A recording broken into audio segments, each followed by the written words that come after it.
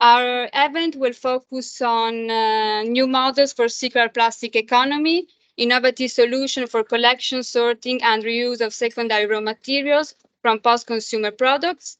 At the end of the project, of the workshop, we will dedicate 20 minutes also to questions. So we will start with a project overview, and I would like to welcome Gianluca Pagano, project leader from Dalbello. Okay, please. Thank you. Hi, everyone. I am Gianluca. Julia said I am the project leader in R&D. Hi. Can you hear me? I am Gianluca, the project leader for the Dalbello ski boot brand. And with Grifone, we are under the Elevate group, and we are, of course, a ski boot producer. I am here to give you an overview on the LIFE project, so you can understand what the project is, what are its aims and objectives, what we expect to reach so in the year of the project, and of course in the next years to come. So without further ado, we can start with the first info about the project.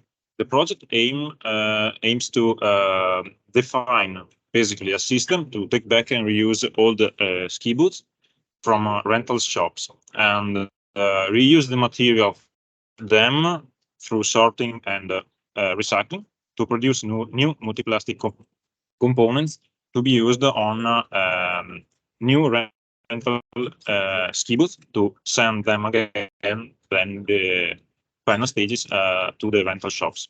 So the Reskiboot value proposition are provision of high quality and cost competitive suits made zeroing of plastic post process waste and of course and decrease the end of life disposal of the ski boot. Continuing with some general info, the project is located in Bulgaria, in Italy and Belgium. The budget is 2.1 million provided by the European Commission, and the duration is of more or less 4 years, I will say. Started in 2020 in September, and it's going to end in the first month of 2024. So we are approaching the end of the project. The partners are the following one. Like I already said, Dalbello and Grifone are the ski boot manufacturer. Dalbello is located in Italy, while Grifone is here in Bulgaria. Then we have Belgium as a leader in dissemination and promotion of the project. Plastic Sort, the expert in sorting and recycling. Rent Sport with Rent and Go and its shops is a company mainly in Italy with a lot of course, rental shops. And then we have Studio Fieschi with the expertise in sustainability and environmental aspects of the project. And the University of Bologna with its knowledge and expertise in technical aspects of winter sporting goods, in particular design for recycling. And like I said, the project is located in Bulgaria, in Italy, and Belgium. So all of them are European countries, and that's not random because of the 3.5 million pairs produced every year in Europe, in around worldwide, 98% of them are produced here in Europe. And as you can imagine, all these ski boots produced every year require a lot of raw materials, a lot of resources. And we can estimate in 9.4 million kilograms of virgin raw material the use for new ski boot production. And of course, the outcome of all this production is quite high. 9 million kilograms of post-consumer ski boots sent to disposal as waste.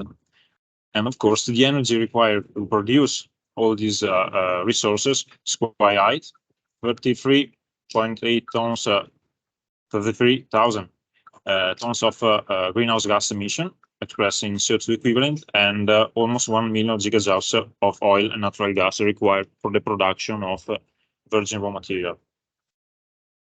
So, like I mentioned before, here we have a more specific definition of the what we want to achieve with the LIFE RESKIBOOT project. So it's the definition of a circular economy business model to launch on the market a ski boot made with both soft and hard plastics from recycled materials, obtained from the ski boot coming from the rental shops. And that the sorting and recycling will be done with electromagnetic effects machines, base machines. And the graphic you see here represents this circular model. Starts everything with the rent and go, with the take back of old ski boots.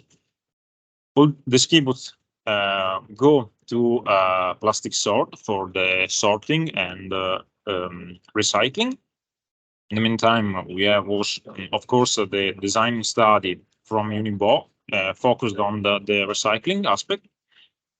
And all the information gathered until this point are used by Grifone and Lobello to produce first samples of this ski boot, and then, of course, 1,000 per production. All the data of the previous steps are collected by EPSI and Studio Fieschi. EPSI for the dissemination, Studio Fieschi mainly for the LCA analysis. So we can group the objectives of the aims of the project in process product oriented objectives, model definition objectives, and dissemination and study of the data objectives. Starting with the one focused on the production and process, we have to want to be able to produce a 90% recycled ski boot with these sub aims: the recovery of post-customer ski boots from rental shops, the sorting and reuse of these recovered ski boots as secondary raw material, the characterization of the secondary raw material and the comparison with the virgin ones, and of course the design optimization considering the material used and the component manufacturing. Going to the next pack of objectives, we have, of course, the validation of what we produce. Of course, we have to manufacture the 1,000 pairs, like already mentioned, and we have to characterize them to associate the properties on this ski boot, and from the, would say, comfort, technical feature, and safety, because they have to have some standard characteristic to be sent in commercial shops. And at the end of this test, we also have an on-snow test to finalize everything and to prove that they can be commercialized. Always the last objective from the production and product side is the development of an optimized manufacturing process. So utilization, be able to utilize the machines and all the processes with at least 90% recycled raw material. The elimination of the offcuts. The offcuts are the scraps coming from the cutting of all the foam material used for a particular component of the ski boot, the liner, and also improve product design in order to make the recycling process easier and minimize the operations needed. Here we have the first pack of objectives focused on the implementation of the business model promoted by the LIFE RESKIBOOT. And we have at first the definition of a take-back system for rentals to have, in order to collect the post-customer ski boots and turn them into secondary raw material. Define a new service for rentals to reuse the outer shell and just to be able to change the inner liner, the inside component of the ski boot with a recycled one. Reduce the cost, due to the reduction of virgin raw material use, and pack everything to promote to disseminate guidelines for market replication. So we just don't have to apply it on the we'll say ski boot sector, but also for other types of sport footwear. And then, of course, last but not least, the monitor environmental and the circularity performance analysis with the measurement of the improvement compared to the standard baseline. So an LCA study, the realization of a certified environmental product declaration, EPD, and provide product category rules, PCR, for other ski boot producers. And like I said before, we want to communicate widely these results, the results obtained to professional companies, academia, research institutes, and of course, ski boot customers. All these goals can be translated in some numbers, and during the project and at the end of the project, we want to achieve a reduction in waste emissions and oil and green in the natural gas usage. So we can quantify the reduction in waste in more or less 3,000 kilograms of waste not sent to landfill, thanks to the recycling process. The reduction of the greenhouse gas emission by 12 tons, expressed of course in CO2 equivalent, and the reduction of more than 300 gigajoules of oil and natural gas required to produce the virgin raw material. These numbers, we expect them to increase after 3 years, after the ending of the project, in the order of more than 36,000 kilograms of waste not sent to landfill, the reduction of 130 tons of greenhouse gas emission expressed in CO2 equivalent, and a reduction in use of oil and natural gas by 3,700 gigajoules, more or less, of energy. That being said, this is a brief overview of the project. I'm now gonna leave the floor to my colleagues to go deeper into the technical aspect of the project. And I think we can go with the sorting part. Okay, so now we're gonna listen to presentation of David Gamboli, consultant of Plastic Sort. His presentation focused on recovery of post-consumer ski boots and sorting to turn them into secondary raw materials that will be characterized in comparison to virgin ones. So please, David, the floor is yours. Thank you, Julia. So, hello, everyone. And as said, I'm here to explain the role and what has been developed by Plastic Sort.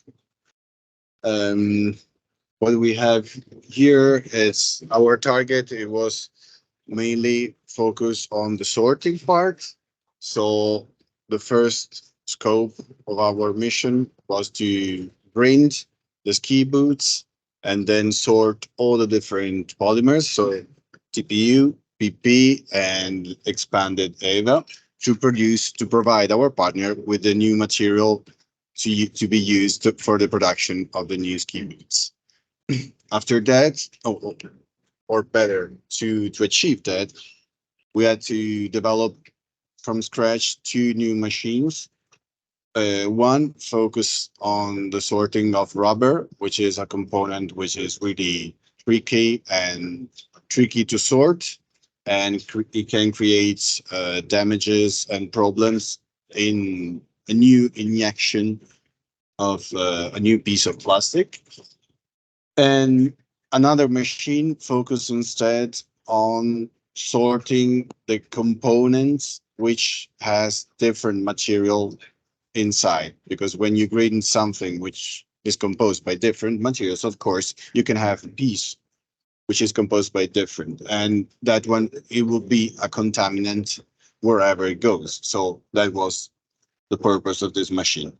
And last but not least, also optimize the machine that we had, the RP01, to sort this kind of plastic. Yeah, so that's indeed what we have done. Most, both of the machines, so the rubber machine and the multi-material, were completely designed and developed internally. If we exclude a little part of software of the multi-material one, which has been outsourced, because that's really specific and technical on the visual part. So we didn't have that knowledge internally. And then we had three different phases of testing, of passing the material inside the machine, a little bit, because we did this testing on each of the machines. So first we did the optimization part of the RP01, so we test the material there, and then we developed first the rubber machine. So we did some sorting on that machine, sorting the material with that. And after weeks, the multi-material that we ended up and finished it this summer, we test and pass the material there. We provided all the material. Actually, now it's back home because we provided to Del Bello that approved the quality of the material. But still, there was a little room of improvement. So now we have it back in our facility, and within the month, within September, we're actually going to finish to sort, and hopefully to increase a little bit the efficiency of sorting and send it back. So the material will be completely provided to the partner. This is the first machine that has been developed.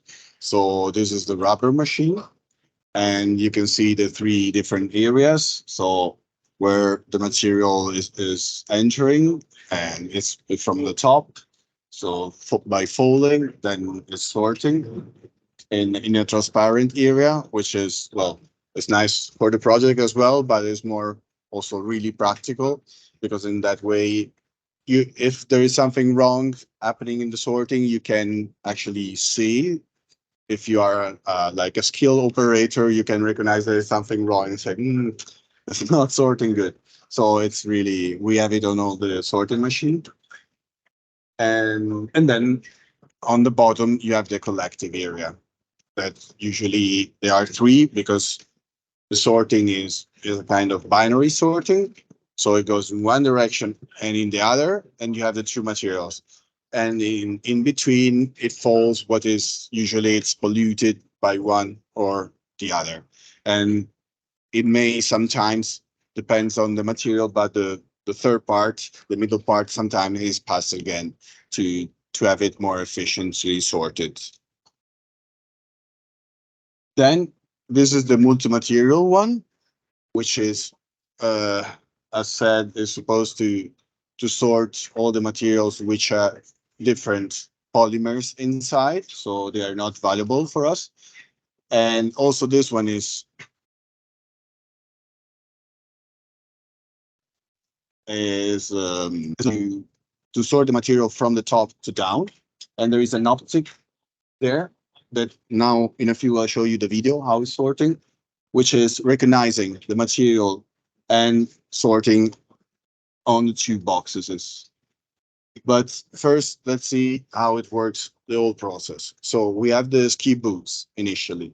Okay, here they are. We green them all, as you can see. And then we have two different passages, which scope is to sort the metal and non-metal, well, ferrous and non-ferrous, with eddy currents. And here the metal parts are sorted. After that, we did the first big sorting on the liner, so the light part, which as you see, once is grinded, is really light and fluffy, and it's really tricky to sort it. Also because as you saw, all our machine, they work by fall, by gravity. So if you have something light, it's of course, it doesn't have the same behavior as the other material. So here with an air vacuum, we sort the most of it. And then in all the process that you will see, there is also always a little bit of sorting of this material, which is skipping inside, unfortunately. And we take it off on all the process as well. Then the first of the machine that we develop, which is involved in the sorting, is the rubber machine, because also rubber is a tricky component to have inside the two following ones. So first we target the rubber, then the multi-material one, because of course, multi-material, they don't have to be in our sorting machine, which is the final one, the RP01, because that will be a random object with a random trajectory. So we wouldn't be able to to give value to it and sort it properly. And finally, the RP01, which is able to recognize if it's a TPU or PP and sort it perfectly. And so have our perfect outcomes on that side. So let's see if it works. Let's try to activate it from here.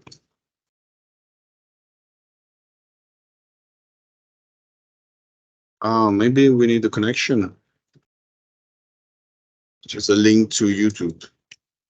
We can try.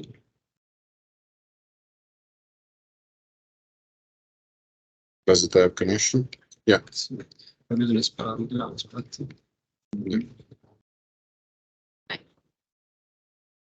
Okay, here we are.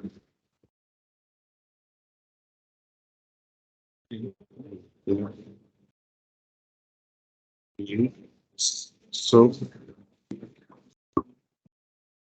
okay, just so I can tell you what's happening in meanwhile.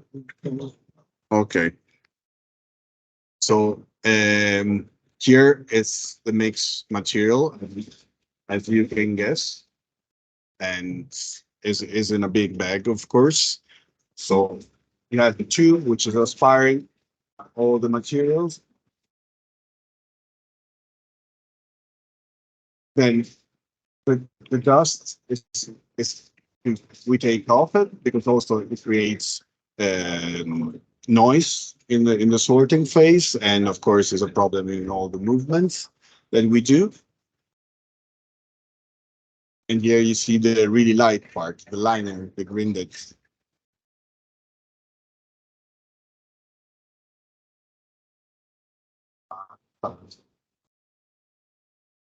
And this one is the liner, you see, which is really light, and so it's sorted and took off from the process. While here we start to have indeed the materials. So here is a mix of TPU and PP without the lining.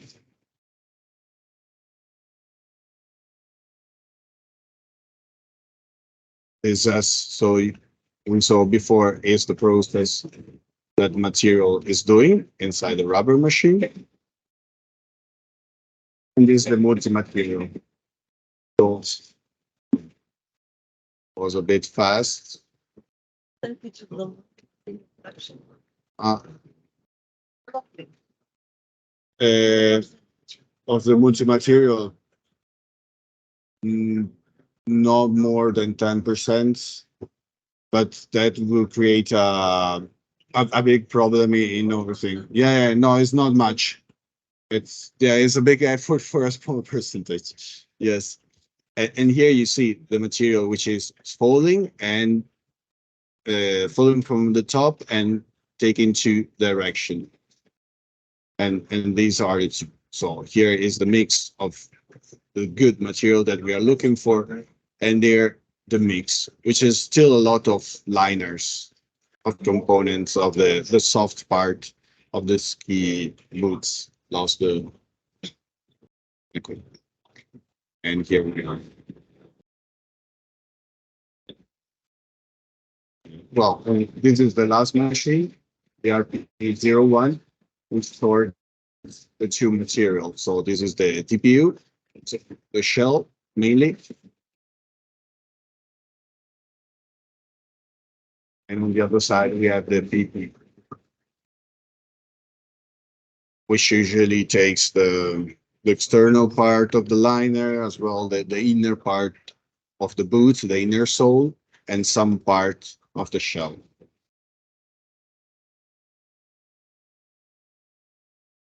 So here you have the process sum up in the video. Now we go back to the slide. Okay.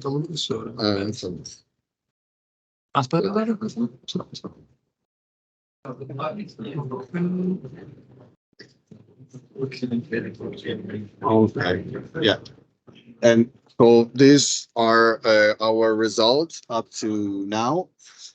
And as said, in this month, we are finishing the test to try to increase these results.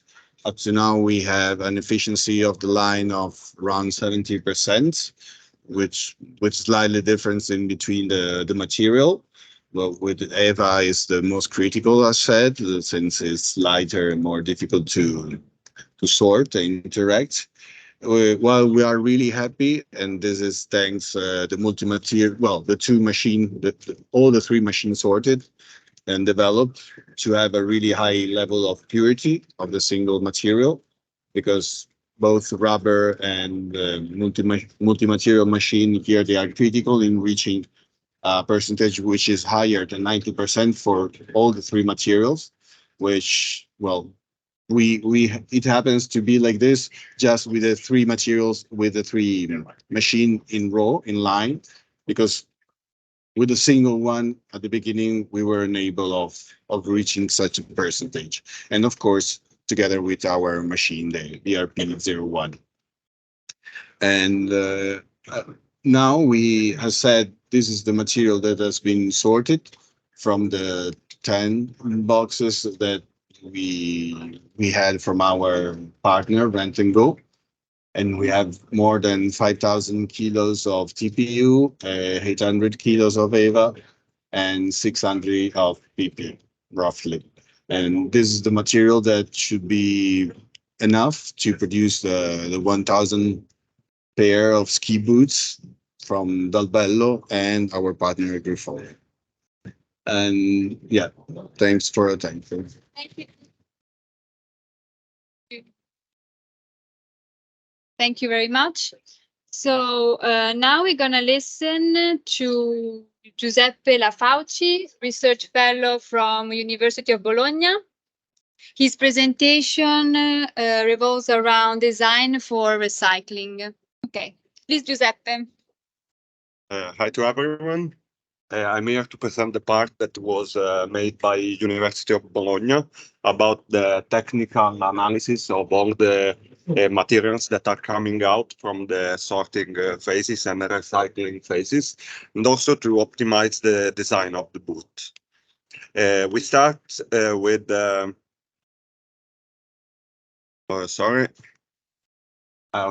we started with the thermal insulation analysis on the liner, the inside part of the boot, to understand if the recycling sorting phases are going to reduce the thermal performance of the product. So we started with a thermal analysis of the liner to evaluate in 300 seconds, which is the difference of thermal insulation in the product. So this is the analysis of the standard one, the original product that is meant after to be recycled. Going forward, this is the thermal insulation on the liner after the days of use. To also understand if the use of the product could prevent a good performance during time.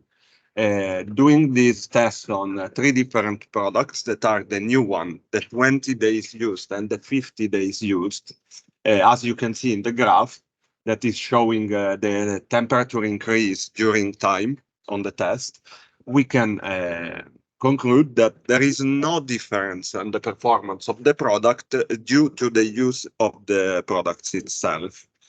So on the thermal part, from the thermal part, we go on the mechanical behavior of the product during the ski action. And we developed a protocol to follow for the tests that were made on field on the original product, not the recycled one, to have a base to compare after with the final product. This protocol and system is made by some sensors. There is a cuff pressure distribution sensor to understand which and in which way the pressure is pushed, let's say, on the front part of the liner. And there are also some accelerometers, inertial platform, let's say IMU. And there are also some accelerometer on the ski, so we can understand which is the relative movement between the components that are going to compose the ski equipment in the total. All the data that we recovered, that we obtained by this test, was used to set up the laboratory tests, mechanical tests on the boot. So we developed a new method to compare the performance of the boots, not only on the frontal plane, but also out of plane. So we can choose which degree to put on the ski boots to understand the mechanical behavior on that angle of rotation. As you can see from the radar graph, there are different behaviors on different angles, and this was developed to understand if the material that is composing the boot is going to be modified or to lose performance during the use of the ski boot itself, as we mentioned before with the liner. As you can see, we can see in blue the use with 50 days, and in green the use of 20 days of the ski boot. So we can see, obviously, that there is a reduction on the flexural properties of the boot. So we went forward to understand why there is a reduction on the flexural properties of the ski boot. That is, as you can see in the up right graph, is a proportion on every angle of the inclination during the test. To understand why there is this reduction, we went to analyze the material itself, to understand if the reduction is due to the material or to maybe some design flaws on the ski boot. We investigated, and as you can see from the graphs that are on the right part, there is not a difference on the material itself. So this reduction cannot be provided by the degradation of the material and of their properties. So we understood during the test that the flexural properties reduction is caused by the loosening of the rivets that are putting together the upper part of the boot and the down part of the boot. So for the design for recycling, in this case also for disassembly, we decided that is maybe a good move, let's say, to replace the rivets with removable screws that can be change, let's say, switch in the moment that we are going to lose too much performance on the flexural properties. Going forward, we started to develop a FEM model of the boot to understand after to have a comparison, let's say, to understand if the new material will be suitable to produce a new boot. We made also a DIC analysis of the boot. That is a digital image correlation, and is used widely in the industry to understand and to register, to analyze the deformations during the use of the boot. In this case, it was made in laboratory using the voltmeter that I showed you before. At the end, at this phase of the project, we received the material that was first it was first grinded, then it was sorted by plastic sort, and was re-injected to create some polymer samples. We are speaking about the TPU, that is the biggest amount of material that is going to compose at the end the boot. And as you can see from the tab down, we have some results that are really encouraging for the project.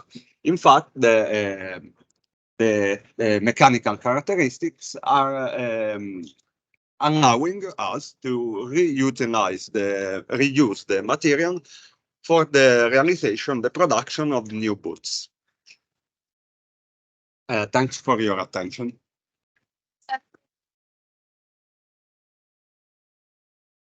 Okay, so now we're gonna listen to other two presentations from Gianluca Pagano, project leader from Dalbello.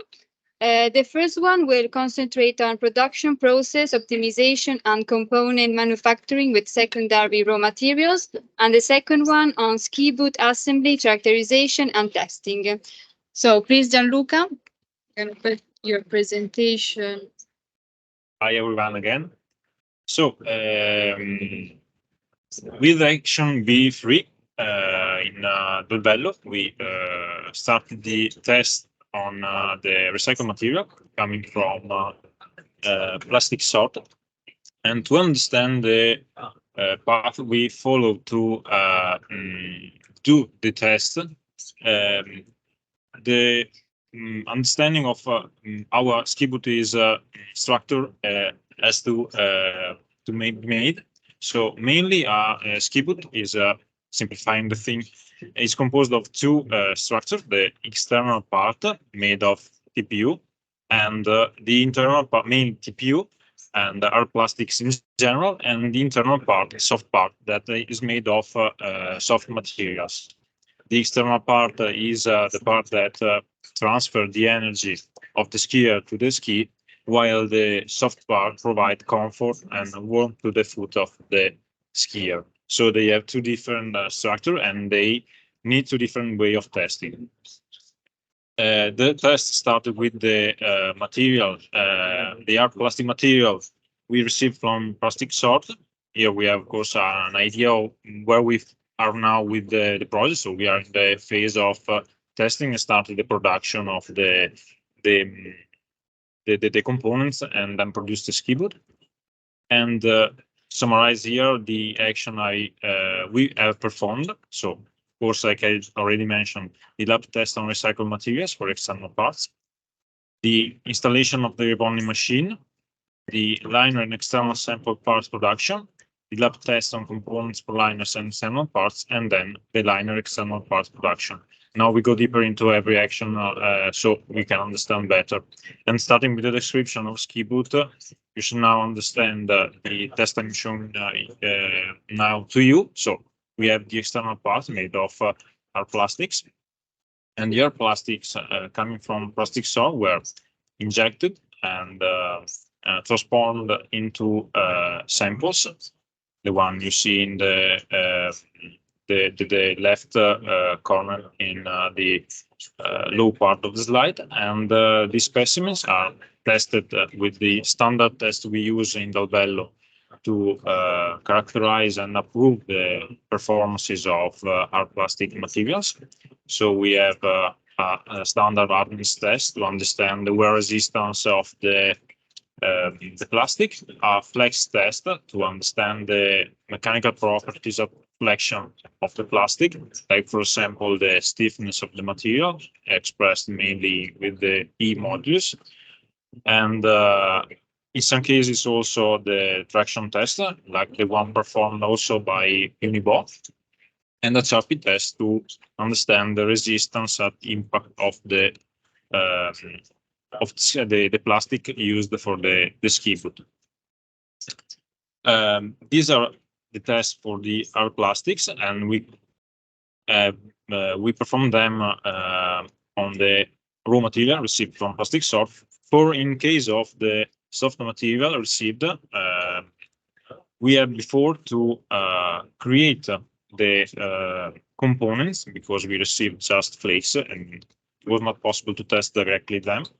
So the flakes had to be reworked, and to do that, the second step we performed, the second action we had to achieve was the purchasing and installation of a rebonding machine. We are talking of this machine right here. The machine is, I would say, from the picture can be complex, but the function is quite simple. We have the principle is to emit as an input the flakes of the soft material with a prepolymer, so an adhesive element. The prepolymer is made of two components, and to be activated need the third input into the machine, that is simply water. So the material is introduced on a conveyor belt that receive the prepolymer and water in a certain amount to wet all the material. The material then is introduced in a mold, where the pressure and heating are applied, and we receive as an output the blocks you can see right here. These blocks are made of the flakes, prepolymer, and water, and they can be of various dimensions. The thing that we can play with are the parameter we can play with. The pressure and heating allows us to have a different density of the material, but every one of these blocks can be cut in layers, and from these layers we can cut them again in the shapes we want, in the shape the components needs to be. And as you can see here, we have a layer of this material cut and in the shape of padding used to give comfort to the foot of the skier inside the liner. Of course, the material of the liner has to be tested. Now that they are components that can be tested with the standard test we use in Dalbello. So we have a series of tests that we have to perform to validate the component. They are, for example, mainly the one you see here, the material strength test to understand the resistance of the component to forces lied to it. So to understand its behavior, and of course the behavior during the life of the ski boot. But elimination test performed on the coupled components where we have more material glued together, and a traction pulling test to understand the stitching resistance of the components stitched together, and of course tests performed to understand the wet the waterproofness of the material with a static column test. It's simply a test where water is applied with pressure on the component and see if it leaks. And the wear resistance of the components using a martingale test. All these tests are already used in a large amount in the industry. And then we have also the production of the first samples with the material received from plastic store. We were able to produce the first samples of the liner. The liner model you see here is the SMX liner, one of the most used liners in rental shops. Every material, like I said, has been replaced with a recycled alternative. So the material recovered from the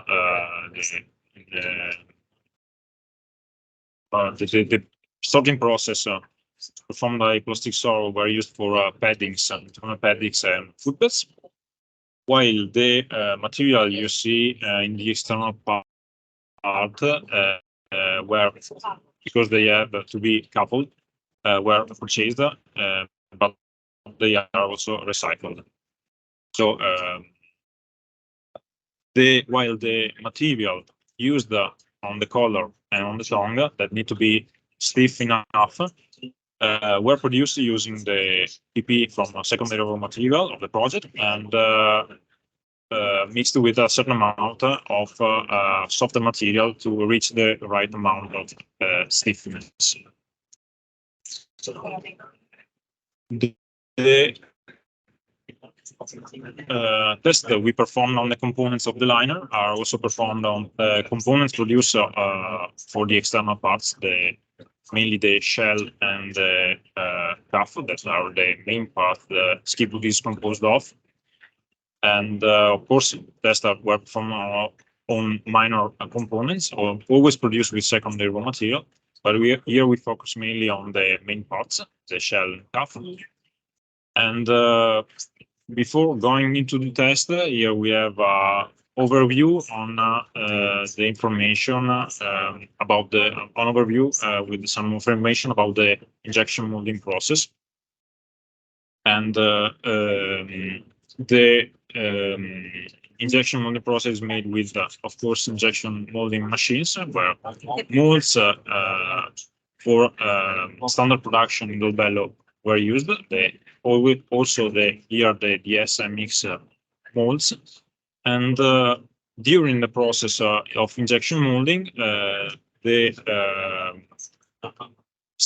following steps were performed. So the visual inspection of material to see if there were some macro defects into the plastic, the drying filtering of the material, and to search for metal particles, that can damage the molds, and then the quality inspection of the components coming out from the machines and the injection, the definition of the injection parameters. Useful then to start the mass production of the 1000 pairs. Here we have the test performed on the components produced with the injection molding process. Also, this one are the standard tests we perform on commercial boots, and we have everything starts with a simple lateral shell impact test. It's just a test at higher, increasing energy, higher and higher every step. It's a hammer that is lifted every time higher, so we can reach a certain amount of energy, and can give us information on the impact resistance and on the quality in general of the injection.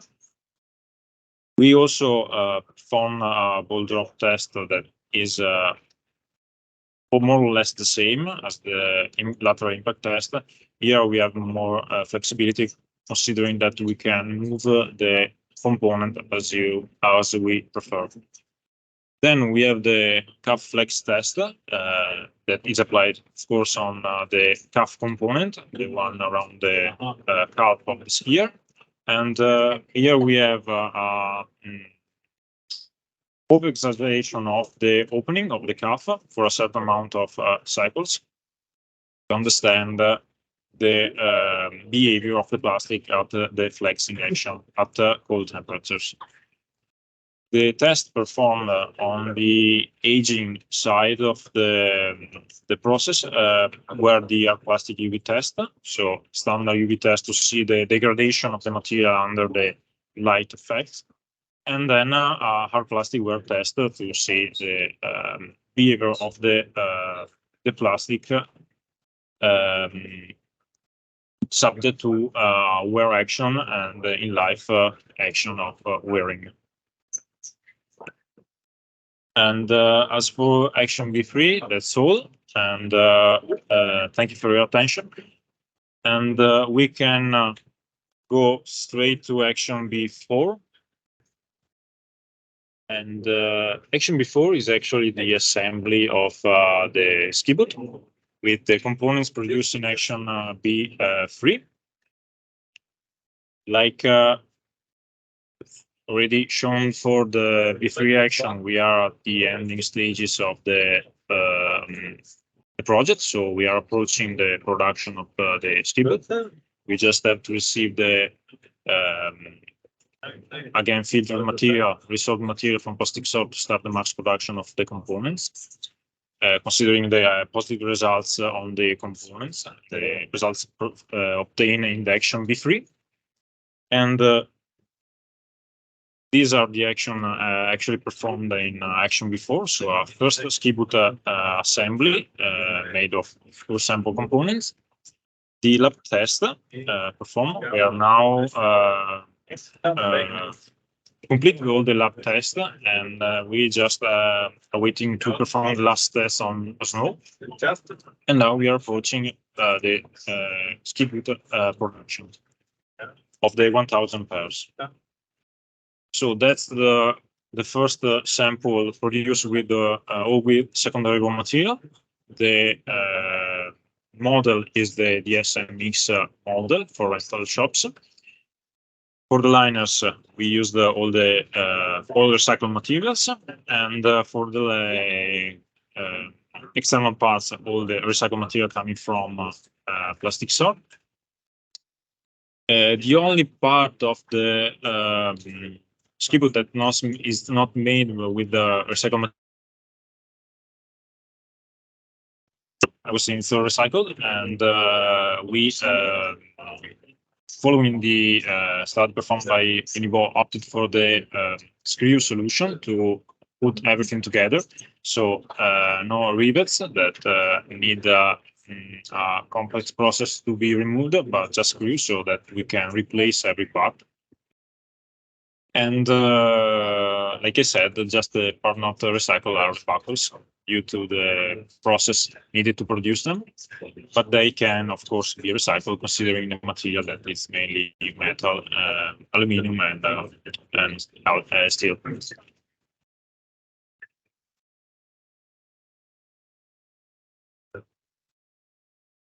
I think that the presentation is stuck, maybe. The presentation may be stuck. The presentation. Stuck.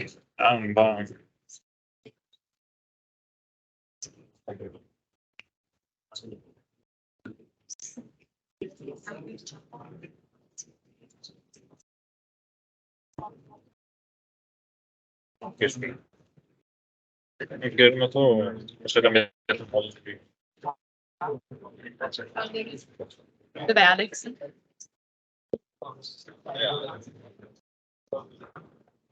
Fagli marca, fagli marca. Marta, salti o togliamo? E voilà.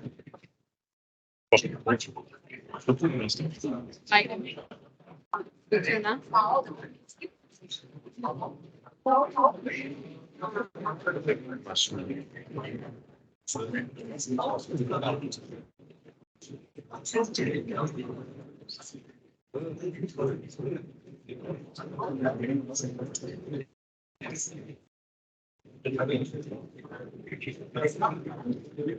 Okay.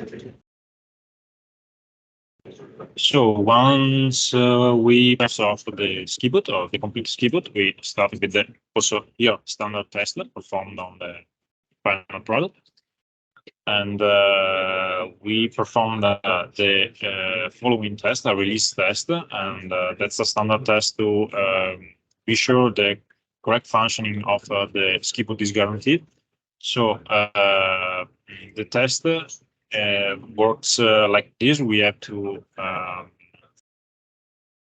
apply a torque on the ski boot placed on a standard ski, and to see what the energy the torque required is to release the ski boot.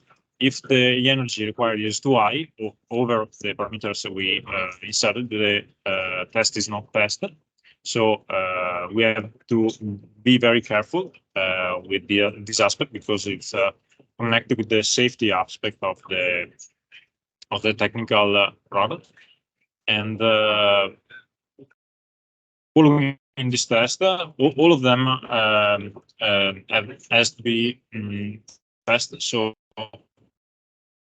this following test we performed, considering that the first test was it simply performed on the entire ski boot with a weight attached to it, so we can make a simulation on for example, our landings, both forward and backward, and to see if there is some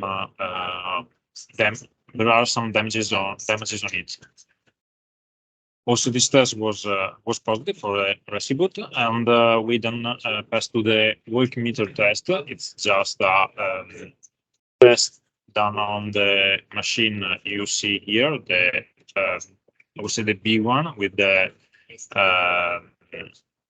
ski boot inside it with a climate chamber, so we can apply cold temperatures, and we can replicate longer period time of usage in just some days. For example, we can recreate 1 year, for example, in just 1 day, and let's measure the behavior of the ski boot in a long-term usage, instead of performing a long-time consuming test on the field. And also this test was positive.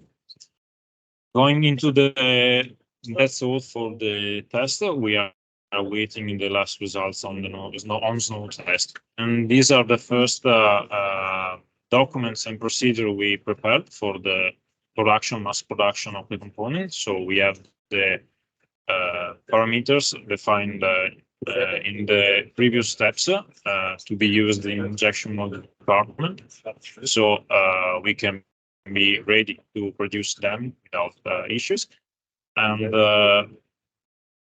with them, we have also the creation and of tools required for the production, such as cutting knives, and the documentation with the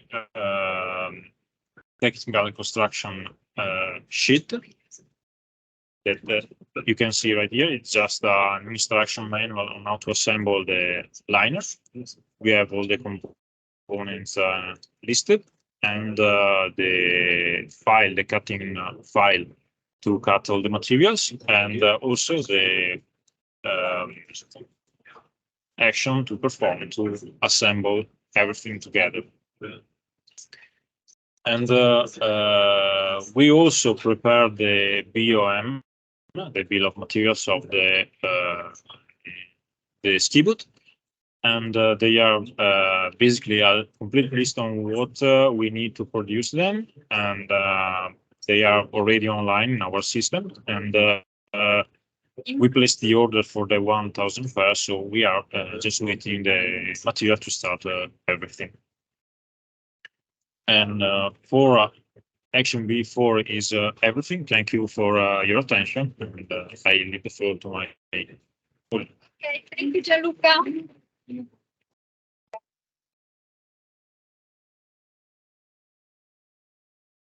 Okay, so now we're going to listen to Luca Farbotti, sustainability consultant from Studio Fieschi. This presentation will focus on evaluation and monitoring of environmental and circularity impacts and benefits. So I would like to welcome on stage Luca. Okay, please, Luca. Okay, thanks. Hello, everyone. So basically, we have performed all the activities related to the evaluation of the environmental performance of the rescue boot. And the activities that we have performed are basically characterized by the LCA that is defined by 4 different activities. The first activity is the definition of the goal and scope of the study, the collection of all the data related to the traditional and to, of course, rescue boot in order to make, of course, a comparison between them. The evaluation of the environmental impacts of the books, usually LCA modeling, and we have also developed a PCR document that is a product category rules. So basically, it's a list of rules that have to be followed in order to make an LCA analysis on a ski boot that are oriented to develop an environmental product declaration that is a product certification. Yes, some information on the goal and scope. We have developed our LCA analysis set a functional unit as a pair of boot. And so all the data that we have collected, but also all the results that we have calculated are based on this functional unit that is a pair of boot used for 100 skill days. We have also set the boundaries of the analysis from cradle to grave.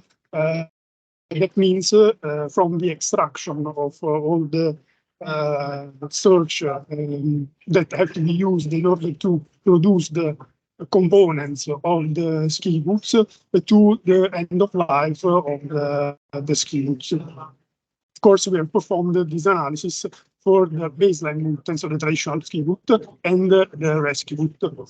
We have reported some slide in relation to the data that we have collected. That is an activity that has involved all the partners of the study.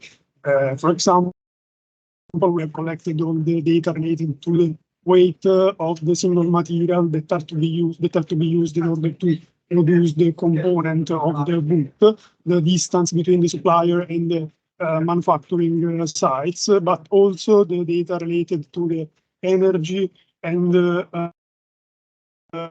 for example, gas consumption related to the manufacturing activities. As you can see, we have collected this data for the traditional boot, but also for the rescue boot. Of course, the main difference between the data of these two kinds of boots is determined by the recycled material that have to be used to produce the component of a rescue boot instead of the traditional boots that is produced using virgin material. Some slide. Okay, we have developed an LCA model using one of the most common LCA software that is Sima Pro, and we have developed this model distinguished the LCA, the life cycle of the boots in 3 different phases. So the upstream, the core, and the downstream. The upstream for the traditional boot is characterized by the production of and the extraction of all the raw materials, the production of the packaging, and of course the production of all the semi-finished material, for example, the labels, the hooks, etc. Instead, for the rescue boot, the upstream is characterized by the production of all the raw virgin material that have to be used to produce some of the components that cannot be recycled in rescue boot, but also by the rebonding process determined by Grifone and the transport of grinded material to the recycling site, so to plastics, from plastics to Dalbello and Grifone. Instead of the core that is characterized basically by the consumption, and energy consumption and gas consumption related to the manufacturing activities. And in fact, you can see that the core phase is really similar for both kind of goods. And also, sorry, in the core phase is included the distribution of all the goods to each single rental point of renting goods. In the downstream, instead the downstream is really different between the two goods, because in the traditional goods, downstream is characterized by, of course, the production and the supply of all the components that have to be substituted during the life cycle of the good. For example, we have considered the substitution of one liner in the full life cycle of the goods, and the substitution of two pairs of rivets and hooks. The ski boots sanitizing, and so this category we have considered basically the chemicals, materials that are used from renting to sanitize the boot during the life cycle of the boots, and of course the end of life of the boot. For the traditional boot, the end of life is characterized by the distribution of the boots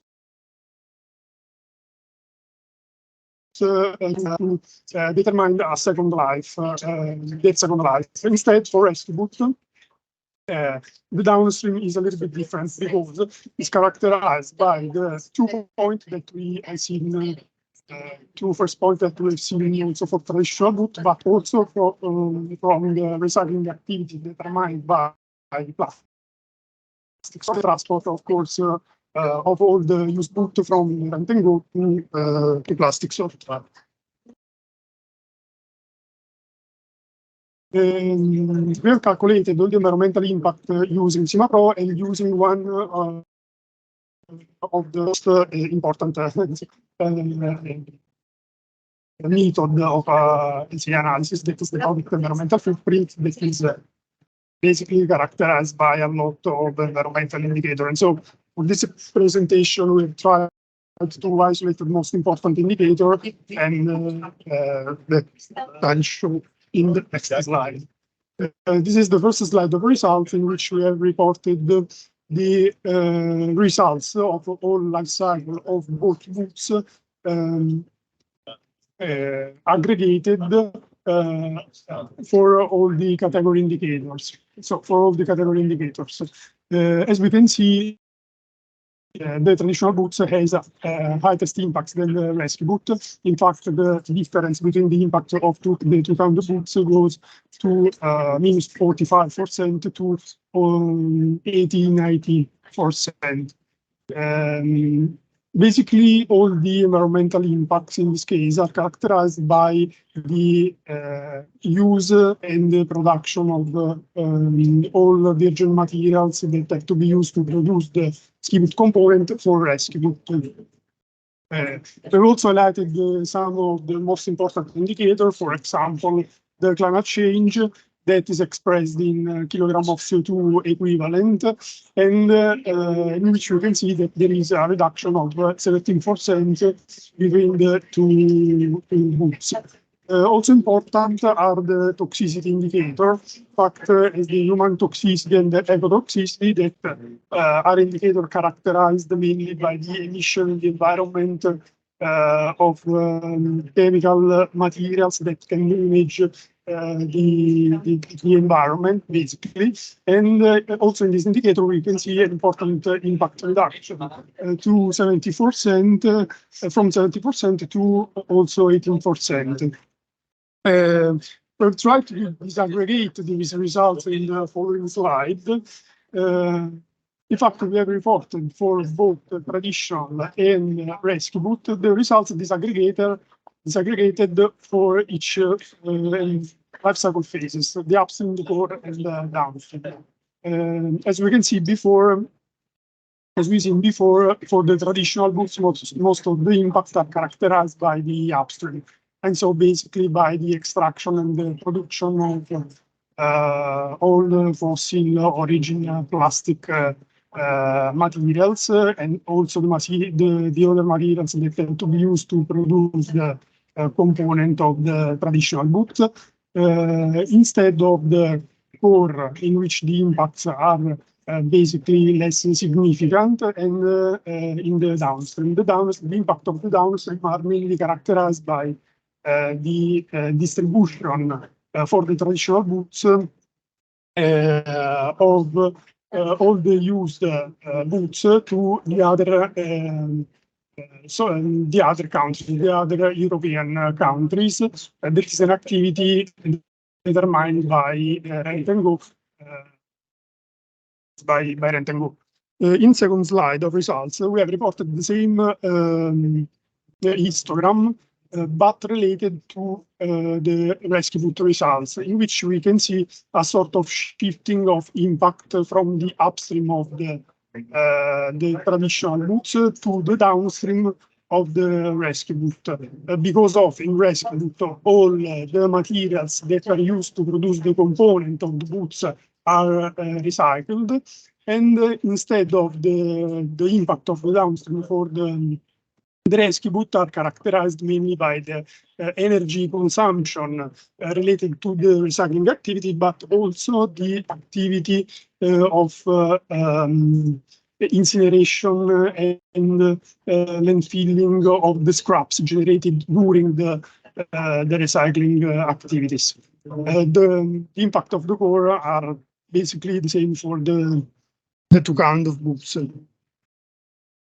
In this last slide of results, we have reported sort of contribution analysis determined only on the global warming potential indicator that is expressed in kilogram of CO2 equivalent, and in which we have tried to disaggregate in another way the upstream and the core impacts for both kind of boots. In fact, we can see that the transport to manufacturing and also the ski boot manufacturing has basically the same impacts. The real difference is on the components production, in which we can see for the rescue boot a reduction that is up to 16%, 60%. And this reduction, of course, is determined by the use of recycled material in rescue boot instead of the virgin raw materials that are used in the traditional boot. Yes, this is basically a slide of some of all the results, in which we can say that basically the biggest part of the impact for the two kinds of boots are characterized by the extraction of all the materials that have to be used to produce the boot component, and so by the upstream phase, instead of the core and the downstream phase that have less impacts.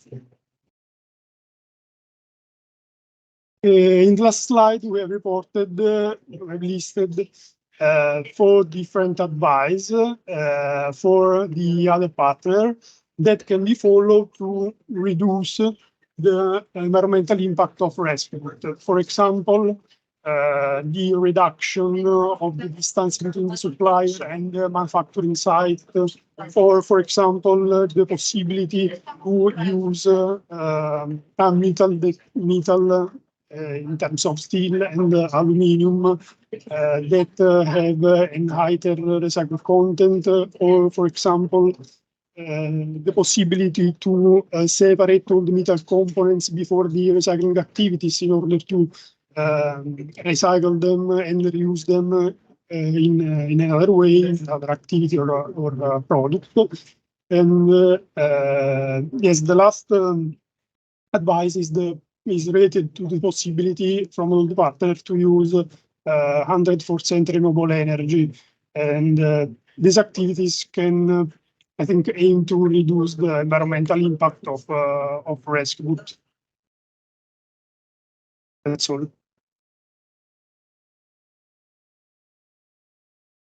Okay, thank you, Luca. So as I said at the beginning of the workshop, now we can dedicate more or less 20 minutes to questions. Also, live participants can make questions, so please write on chat. So now let's see. Can I ask a question? Yes, of course. There are the speakers. Okay. Probably they need to Yes, here. be there because will be. So, what is your expectation about the life cycle of the ski boots that are produced from recycled material? Because I heard that the ski boots that are from fresh material, especially the plastic part of it, can be used about 5 years.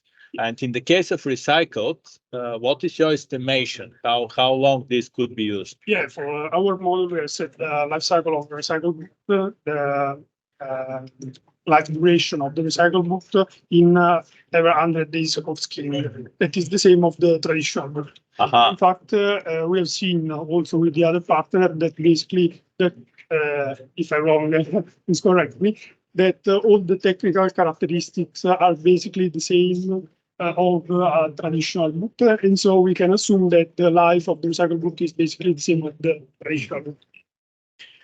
So it's 2 years of usage. And have you tried also a case in which you are mixing recycled plastics with virgin plastic in certain ratio, let's say 80-20 or 50-50 or something like that? And Just for example, in the liner, yeah, the components made of are plastics. Considering that the stiffness of the material coming from secondary material was too stiff, we had to introduce a certain percentage of new material okay, to equilibrate it. yeah. And also we can consider to do it in the mass production with some issues. Okay, thank you very much. Thank you. Going into the Wish you success. previous question, sorry. All the tests are set to reach certain results. So if we approve the test, we can be pretty sure that it will be able to. Okay, thank you very much. Okay, so now we will have yes, from our monitor Silvia. So please. Okay. Hello, everybody. My name is Silvia Guranova, and I have the privilege to be a monitor of this project. And at this very advanced stage, I can say that I'm very proud with this project. This was also my first impression when I read it. I was really fascinated with it because, and it turned out to be a very real life project. And the best thing about it is that it is not like a project just to get a project approved and to implement a project, but it is a part of an overall initiative of this company, of an overall ambition, I would say, to really make this very tough transition from linear, as we call it, to circular economy. And now the last audit reports of the European Commission, we read there that it is not an easy job to do, and that the results from the years during which the European Commission had financed circular economy projects are a bit questionable. Because a lot of money have been put in this topic, but the results are still maybe not as efficient and are not as great as we suppose them to be. So I think that this project is a very good case, and I encourage you to have a look at the website or to contact the project team. And I also have a question to the project team because they are really a great partnership. and some of the partners are committed to perform certain activities after the project ends. For example, the ski rental company is committed to organize, together with the producers, circulation replacement schemes of ski boots, and in the first place, replacement schemes of the inner part of the boot, because it has been the result of the test is that the inner part of the boot is the first that it gets depreciated. So it is interesting to understand what about the other partners? For example, the sorting company. Do you plan to continue your good cooperation with the producers after the end of the project in order to continue to support them? Well, for sure, we'll try. I mean, we already were partnering with Albello for some test and sorting before of the project. And now that we develop this technology, we would like to apply, of course. Otherwise, it's two machines which is stand there and doing almost nothing. So we are pretty keen in new project with Albello to sort more ski boots from them and from others as well. Because now, of course, it has been designed and started with them, but there is maybe the chance of growing up and including some other ski boots producer. It would be nice in order to make this project really go live and big in terms of volume. Thank you. And maybe it will be also interesting to understand from the people in the production, because it's a, as I said, very real life project. What is the cost of this transition from being linear to try to organize a really circular economy plant? Especially for the production of the liners, we have some expectation. As I already mentioned a few minutes ago, the current cycle production is 12 weeks, but now we expect this timing to be double. In the next month, we will start real production, 1,000 pairs in Grifone. So we will be able to evaluate the cost. Now, for one pair produced in the design center, we are not able to see the real cost savings or the final cost. What I would like to say is that we really believe, together with all partners, that our competitors, let's say, or friends, will follow our steps, and they will implement this technology or similar technology in their production, because all of us, we need to look for green future for our kids. Thank you, Desi. And actually, by saying costs, I wanted to say also efforts. Cost is yeah, cost also not literally, but all the efforts, all the need to cooperate with other partners to do this. It's a complicated when you have so many partners, because the coordination it's taking time. But I would like to thank Warrant Hub, because we got a great support from them. We really appreciate all activities and timing spent with us individually and like a team. I would like to say from our side, from Grifone side, it's taking hours. And but for us was pleasure, because we saw the result and we know what we will achieve in the end of the project.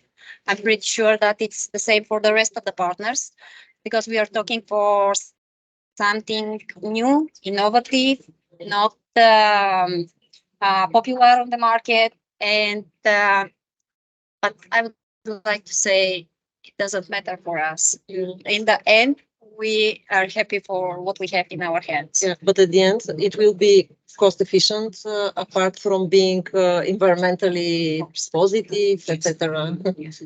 So I think that the conclusion is that maybe it takes hours from your day, but as the whole, it takes years. Yes, but we Years learn. to switch. Yes, but we learn a lot from each other because everyone from us is specialist in specific area. I was impressed from the university when I visited the first time and I saw the technologies, the machines, the test performance. So it was something absolutely new for me. And in the beginning, I was a bit scared if we will be able to do the project, the reaction of the people, how we will handle so many partners. So doesn't matter of the hours. Result is good for all of us. So we are satisfied, and I really hope that you, like a monitor, also are happy of what you saw in our production and what you will see. Totally new. Actually, at one stage, I was a little bit worried because in such projects, they usually they can't happen the way they are written. Neither in terms of timing, nor sometimes there are some issues that come up. Yes, and at this stage, I'm really relieved to see that you have made great progress. And I'm also a witness of your efforts, and that this is not only the effort under the project actions, but you started launching some lines which is outside of the project. So this project helps you to follow your plan and your ambition, which to me is the good example. And also, I would like to say that a very good example here is the partnership to me, because each partner is it is very clear what is his role in the process, and it is very important. And actually, each partner is really indispensable in this team. So yeah, there have been difficulties, but they only showed that it is a very a project that works on the field, very real. So I wish you luck with finalization of the project, with completion of the project, and we will be keeping contact as usual. Thank you. And thanks all for your interest. I think that it is worth having a look at the project website and maybe contacting the coordinating beneficiary if you have more interest in this field. Thank you very much. Thank you, Sylvie, for your words. We just have one question from online participant, Valentina Piazza. So her question is if there are any provisional cost benefits analysis of the expected result of this project. I don't know if, who wants to, Gianluca, please come here again.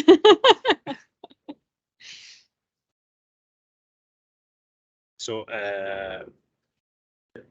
like presented in the previous slide, we hope to have at least a 7% reduction in cost from the production of these ski boots, and it's mainly based in the use, considering also the weight of the material, mainly based on the external parts, so the parts made of TPU.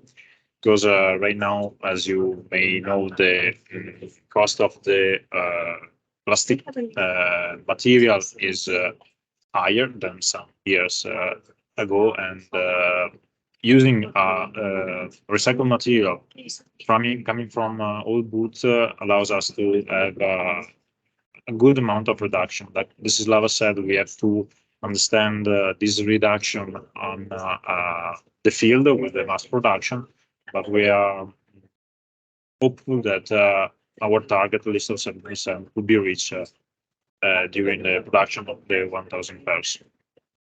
I don't know if I have answered the question. Let me know.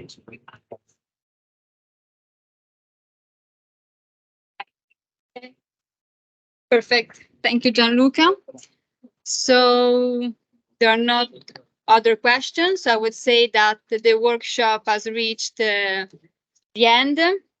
I just want to spend 2 words by saying that I think that this workshop has provided us with valuable insights and information on a topic such as circular economy, which is essential for our future. So I would like to thank all the participants that have been today with us, and of course, all the speakers for their great work and presentation, and also our monitor, Sibi, for the beautiful words that has spent for us and for our work on the project. So thank you to everyone.